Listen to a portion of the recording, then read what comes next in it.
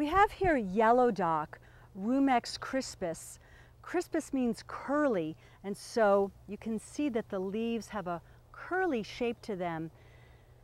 Yellow dock is a member of the buckwheat family, or Polygonaceae family, and there's many useful parts of this plant. In the springtime, the leaves are edible. Not every yellow dock is going to be as tasty as the others, but if you find young leaves, give it a little taste, and if they have a nice lemony taste to them, that might be something you want to include in a salad or a soup or a fresh juice.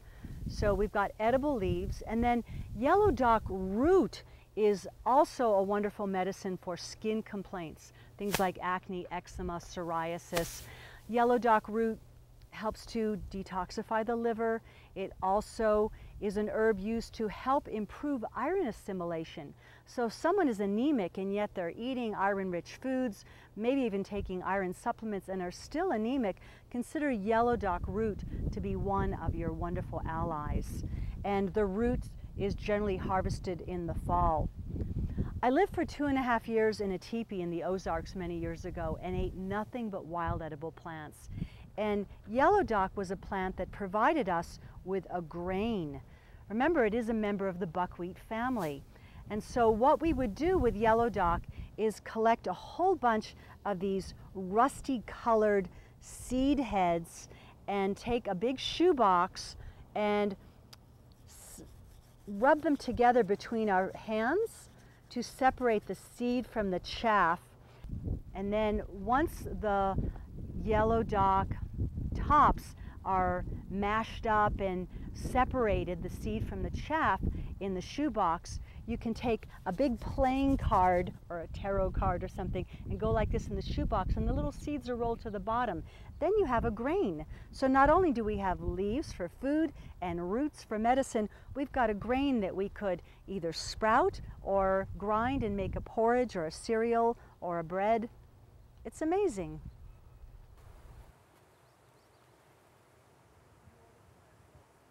Here we have yellow dock, Rumex crispus.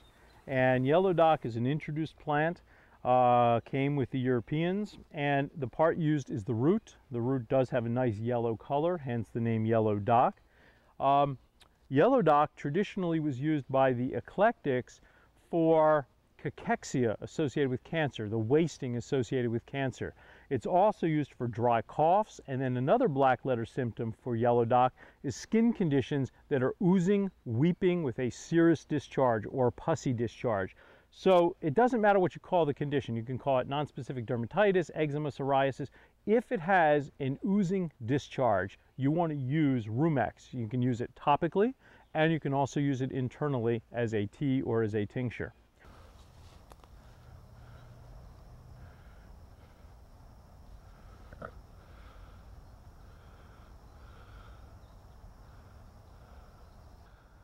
Here we have one of my favorite medicinal herbs, yellow dock root, also called curly dock. You can see why it's called curly dock.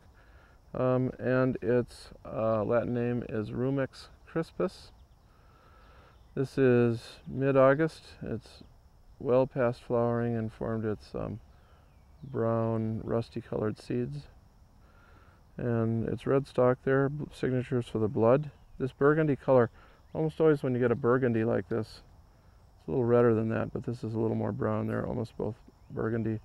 That's a signature for blood building, like the Chinese herb Romania root or beet juice, yellow dock. It's not that it's high in iron, but it helps with assimilation of iron and handling iron, and it helps with the ferritin in the liver, according to Michael Moore, herbalist Michael Moore.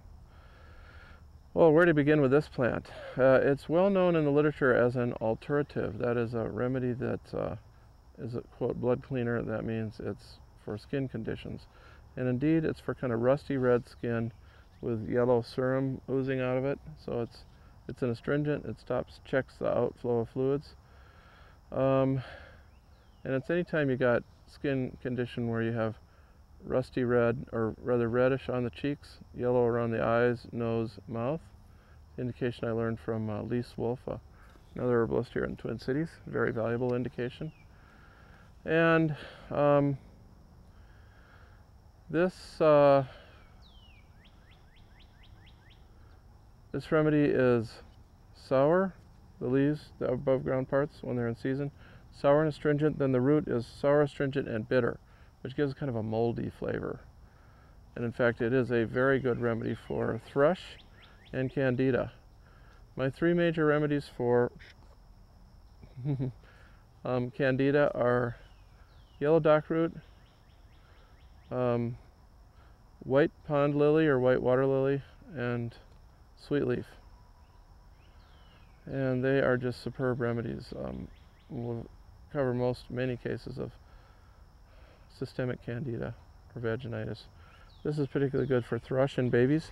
And the tongue is usually red, elongated, kind of like mine, with a coating, often a kind of a thrushy coating.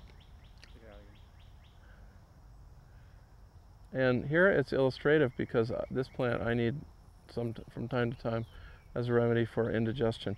It's very good. It cuts down on excessive salivation, which means excessive appetite, excessive HCl or hydrochloric acid secretion, which induces heat, burning, irritation of the stomach, kind of mental overactivity, kind of thinking too much, too hard. That's me. It's good for lowering the acidity of the stomach, but yet it tones up the digestion. It helps with esophageal reflux. I cured myself of it with that. It's very good for heat in the intestine. I've used it for several cases of Crohn's disease or autoimmune attack on the small intestine, and it's really curative in several cases. It's also good for colitis, and again, where the immune system is attacking the colon, where it's too hot and irritated. It's good for bleeding hemorrhoids, heat in the rectum, heat irritation. It's good for pepescent loose stool, ill-formed, that's difficult to expel. So it's good for kind of loose stools and diarrhea on the one hand and constipation on the other. Also stools that drive you to the bathroom, boom, like you got to go right away. All that is due to a hot digestive tract, and it cools down that whole system. Plus it's mentally somewhat sedative. You can eat the leaf on a hot summer day even and cool off with it.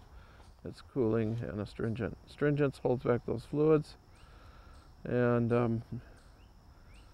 the bitterness in the root kind of helps normalize the secretions, and is mildly contains anthraquinones, a small amount of cathartic substances which help tone the intestine. So that's my major use of it as a digestive tonic and sedative from top to bottom. It can also be used for heat in the gallbladder and gallbladder colic and almost any kind of gallbladder problem. This I get from my friend Wendy Fogg from Misty Meadows. She's used it for many years for just almost any kind of gallbladder mishap problems going on.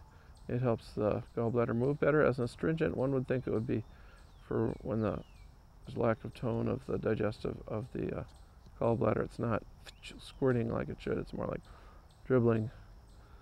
And then finally, it seems to maybe be good for the, well, if anything that's good for the bile is going to be good for the blood, because the bile contains red blood substances, the bilirubins, and they're reabsorbed by the small intestine back in, recycled into making blood. And the liver has some functions to do with making the blood. And this remedy is a very good iron helper. Not that it's high in iron, but that it helps assimilate and use iron and build blood. Okay.